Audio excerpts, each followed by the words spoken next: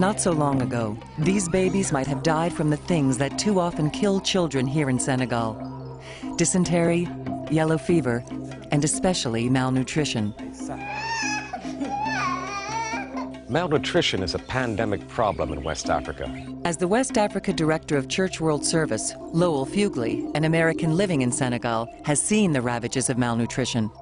Some countries, 1 child out of 4 does not reach the age of 5 years, dying due to malnutrition or diseases brought on by malnutrition. Worldwide, 500,000 children go blind every year just due to lack of vitamin A. Ça dépend des périodes. Generally, we might see between 20 and 30 children in a day. Madame Touré Sako runs a pediatric center in Bignona, Senegal. One thing we have noticed is that right now, there's much less malnutrition than there was before.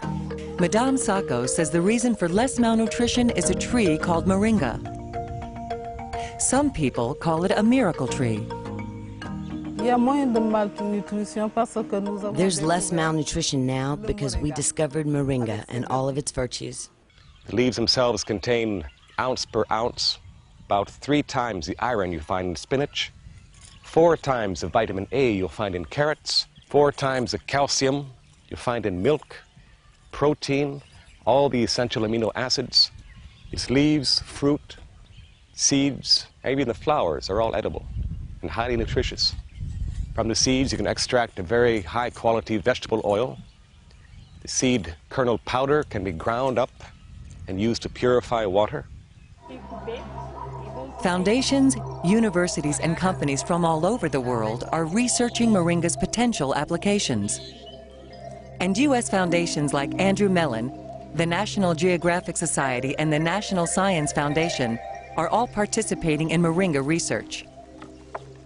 Research is one thing, but Fugley says that here in Senegal, Moringa can be the difference between life and death.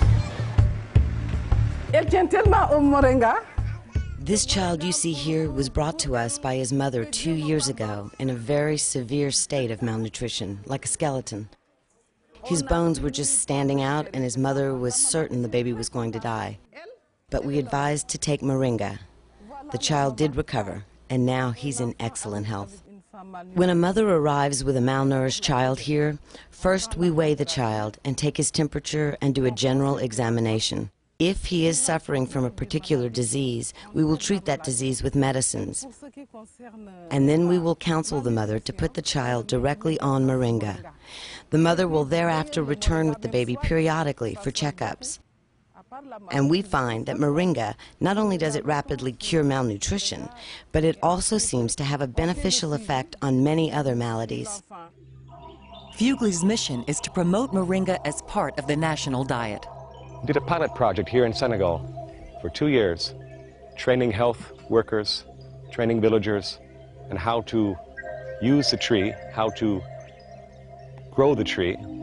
And through this project, we demonstrated very conclusively that in fact, these leaves are an extremely powerful tool in helping counter the problem of malnutrition in West Africa. This family lives in a village in southern Senegal. Moringa is part of their diet. They grow Moringa in their own garden and harvest leaves like other cultivated products. After the leaves are gathered, they are then washed and spread out on a cloth to dry. They are then placed into a mortar and crushed. Even the little ones help.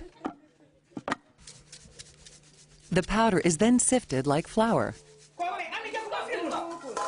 Now it's ready to use.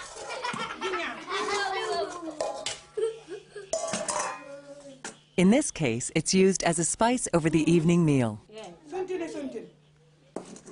This is Moringa stenopetala. This is only known, as far as I know, from 5 areas around Lake Turkana in northern Kenya and southwestern Ethiopia. Evolutionary botanist Mark Olson is a Washington University doctoral candidate who has traveled the world collecting 13 different species of Moringa. every place I've been in the tropics, where they grow in the wild, local people use them. This is everywhere from Madagascar to Namibia to the Kenya, Ethiopia, Somalia area. The plant's makeup also contributes to its ability to thrive in some of the most arid areas of the world. So if we go ahead and break off one of these roots, we can see how full of water it is. That's what helps the seedlings get through dry periods and survive to adulthood. The tree is not just full of water, it can also purify water, which can be a lifesaver. Because a third to a quarter of the people on Earth, and it's about half of the people in the tropics, don't have dependable access to clean water to drink.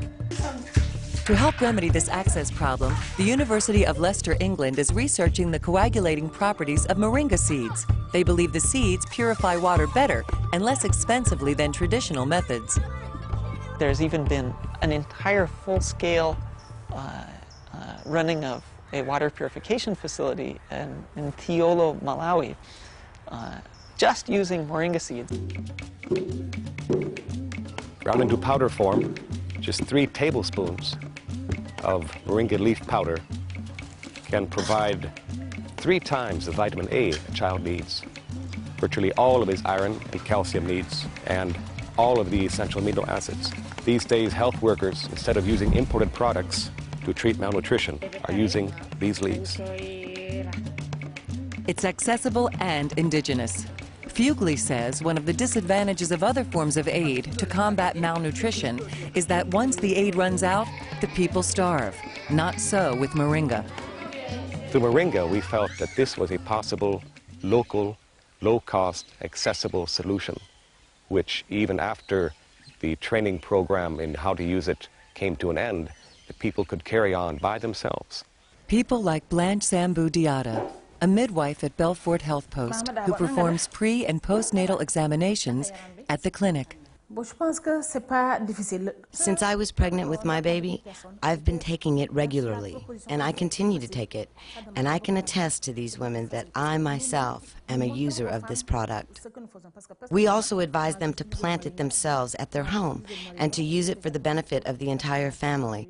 So after a while, people are growing their own trees at their household and adding the leaves on a daily basis, and the entire family can benefit.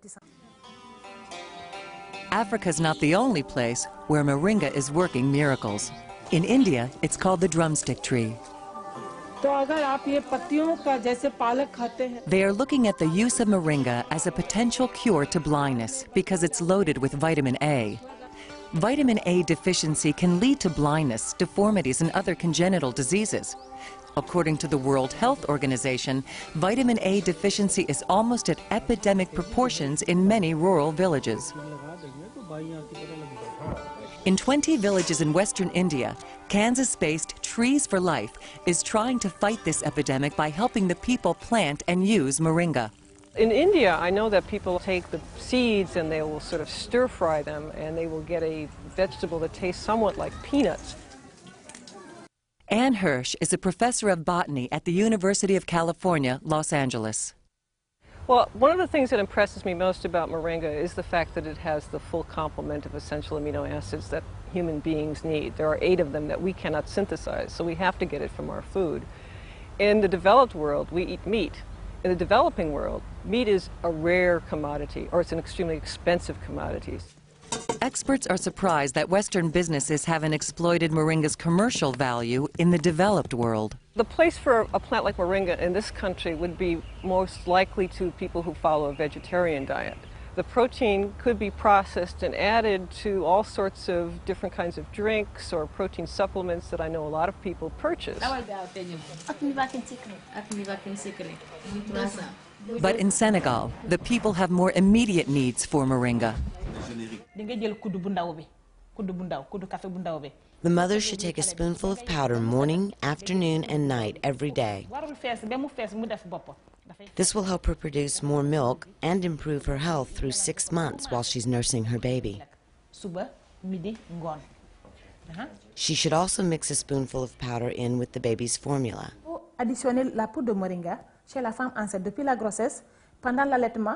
We encourage pregnant women to start taking Moringa while they're pregnant, after they give birth, while they're breastfeeding the child, during the child's weaning period, and afterwards. And this way we find that preventing malnutrition is much, much better than curing it. And clinics like this one are making it very easy for mothers to get Moringa. Many of the clinics we work with are now producing their own Moringa leaf powder and stocking it and putting it up for sale within their own pharmacies. Mothers are now able to come to the clinic. If they want Moringa for the equivalent of 3 cents, they can walk away with a small sack of Moringa leaf powder for their child. According to Lowell Fugely, that 3-cent bag of Moringa will supply a child with all its nutritional needs for about 3 days. Even though the Moringa grows wild here, Fugely's not leaving anything to chance. This particular Moringa plantation was installed near the village of Kubalan in southern Senegal. We did this in collaboration with the women of the village. The women helped us plant the trees. We helped them put in wells and irrigation system for the gardening project. Fugely has even set up a Moringa processing plant to help larger numbers of people. You can seed Moringa in prepared beds every 10 centimeters or 3 inches. It's 100 plants per square meter. And once these plants reach a height of 3 feet, a meter or less, you can cut them back to about 10 centimeters off the ground, harvesting the green matter, drying it, and then pounding it into leaf powder for use in your clinics or households. Once you've cut this back, the stumps will regrow, and 8 weeks later you can have another harvest. In this way you can have continual harvesting, up to 9 harvests every year, which Fugely says produces about 650 tons per hectare, or 2.5 acres. My own estimation is that 1 hectare of this intensive leaf cultivation can satisfy the vitamin A needs for up to 15,000 children.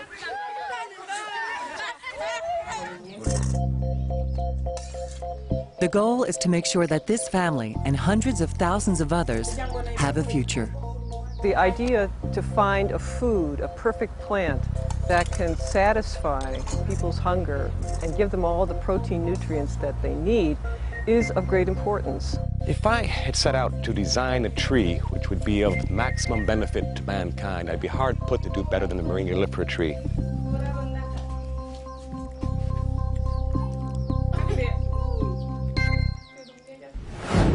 Next, Mort's cancer was too widespread for surgery, but it wasn't too late for him to try an alternative.